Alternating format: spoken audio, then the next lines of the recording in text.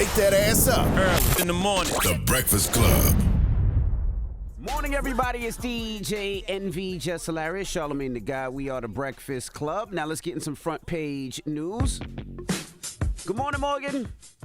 Morning. Happy Tuesday. So in case you missed it, President Biden is pushing for major reforms to the Supreme Court, as Charlamagne has asked, as he marks the 60th anniversary of the Civil Rights Act. Now, while speaking from the Lyndon B. Johnson Presidential Library in Austin, Texas, Biden called for 18-year term limits for justices and an enforceable code of ethics. He also proposed a constitutional amendment to limit the broad immunity granted to presidents recently by the Supreme Court's decision. Now, Biden argued that extreme opinions from the Supreme Court in recent years have undermined long-established civil rights protections. He cited the court's decision to overturn Roe v. Wade and grant broad immunity to presidents. Now, meanwhile, top Republicans are slamming President Biden for his calls to overhaul the Supreme Court. Senate Minority Leader Mitch McConnell, he's one of them. He says the Biden administration wants to change the Supreme Court as we know it. Let's hear more from Mitch. President Biden and his leftist allies don't like the current composition of the court, so they want to shred the Constitution to change it. He wants what he calls an ethics code, but that already exists. Why is the Biden-Harris administration so willing to put the crown jewel of our system of government, the independent judiciary, to the torch? Because it stands in their way. I mean, Jasmine Crockett spoke about this yesterday when she pulled up. But the problem with that is lifetime. You're serving lifetime in the Supreme Court is just wild, and I don't understand why people don't see it. I mean, the values, the way that we think, the way that have changed throughout the years. I mean, just think about the things that your parents think about that totally have changed in the last 20, 30, 40 years. So things change, and sometimes you need some young blood in there, some younger people in there that can help. And when I mean young, I don't mean 21 or 25, but younger, because you have some people on that Supreme Court that's 70, 80 years old. Yeah, right. So when you talk about old presidents, there you go. You got old justices. Mine just overhaul the whole government and bring in some young talent. So the move does come after several justices have faced allegations of ethics violations. Now the court has ruled on, again, several historic cases within the last few years. Now, former President Trump, switching gears, he wants to explain what he told a conservative Christian summit that they don't have to vote anymore after November election. Now, you remember he made those comments, and I played those yesterday, but he joined Fox News host Laura Ingraham yesterday and tried to clear things up. Let's hear from former President Trump. Christians are not known as a big voting group. They don't vote. And I'm explaining that to them. You never vote. This time, vote. I'll straighten out the country. You won't have to vote anymore. I won't need your vote. If you voted for her or the Democrats, you should have your head examined, because nobody's ever been treated so badly by this. This administration is destroying Israel, et cetera, et cetera. Yeah, sounds like more of the same to me. I don't know what he actually cleared up, but many people are speculating that this means that there will be no more elections under a second Trump term. He doubled down. Yes, he did. And then the former president also said that gun owners don't vote. So, yeah, this actually comes at a very interesting time. The NABJ, National Association of Black Journalists, are set to host former President Trump this week in Chicago for a Q&A. I was saying he's invited, not so much to the cookout, but he will be grilled. The NABJ annual convention and career fair takes place on Wednesday, with Trump set to take part in a Q&A with political journalists before an audience of registered convention attendees. Now, the questions will center around some of the more pressing issues happening in the Black community. It will not be open to the public, but it will be live streamed across the NABJ YouTube and Facebook pages, which I have access to, so I'm gonna check that out. Now, with those type of Q&As, do they monitor the questions before asked, or is it a free-for-all? So I am not sure. There have been times where political officials have received questions in advance, but I doubt that they're coming in with, not to say it like that, but Black journalists are like, nah, we gonna shoot the ish. Yeah, so, that's what I was saying, because he must know that they about to shoot the ish. So it was one of those things. I'm like, I wonder if he's gonna say, you know what? Let me see the questions before y'all come, before y'all invite it. I don't doubt that he probably has a handful of questions to be prepared in a sense, but there's probably going to be some rogue ones as well. Yeah, okay. It'll be interesting to watch and see what happens around that.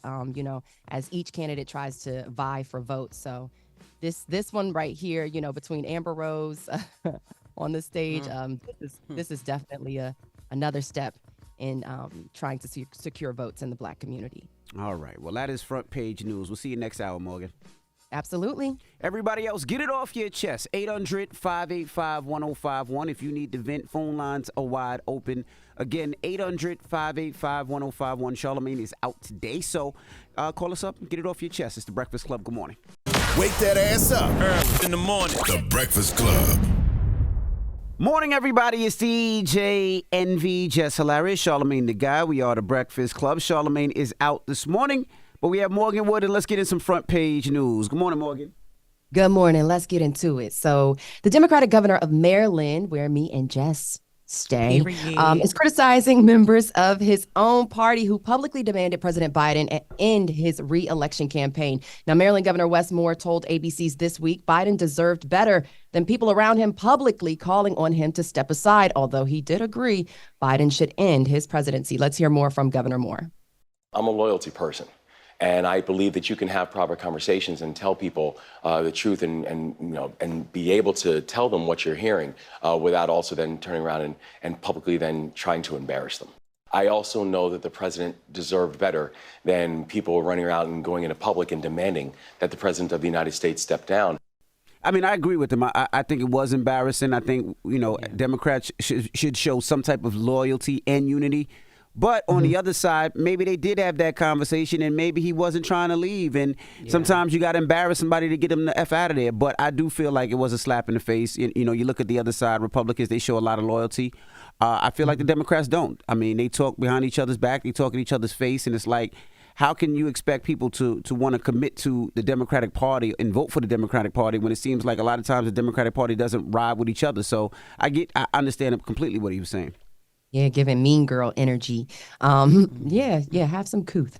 Of course, this does come as Biden has exited the election following recent growing pressure from the Democratic Party. Now, meanwhile, Vice President Kamala Harris, who is the party's presumptive nominee, may soon announce her pick to be running mate. Now, Michigan Governor Gretchen Whitmer, who was recently on the show a few weeks back, told CBS Mornings Harris will likely decide on her pick to be vice president in the next 6 or 7 days. Now, Whitmer is co-chair of Harris's presidential campaign and shot down speculation that she could be a possible contender as a running mate.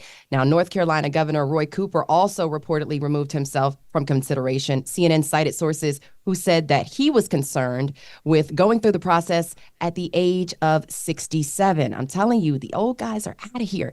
So it should appear that the list is narrowing down to Pennsylvania Governor Josh Shapiro and Arizona Senator Mark Kelly. I'm not even hearing as much about New Jersey Governor Phil Murphy's name in the mix.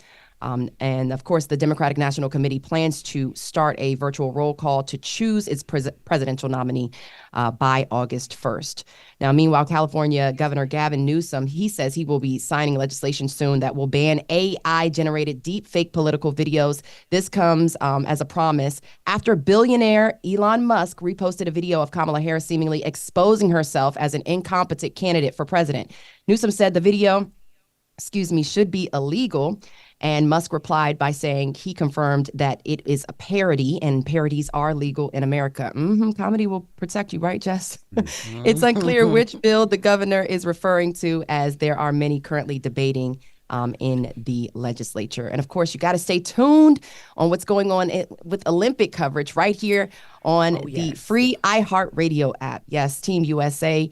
The competition continued yesterday at the Roland Garros.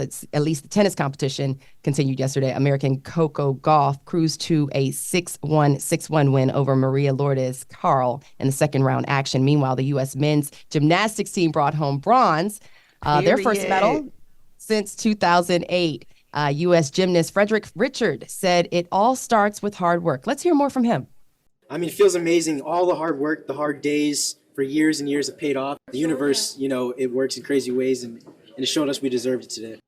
Yeah, congratulations, guys. Team USA. Yeah, I tuned into that, man. Them boys be working hard, yo. Yeah, now Frederick is a brother that he.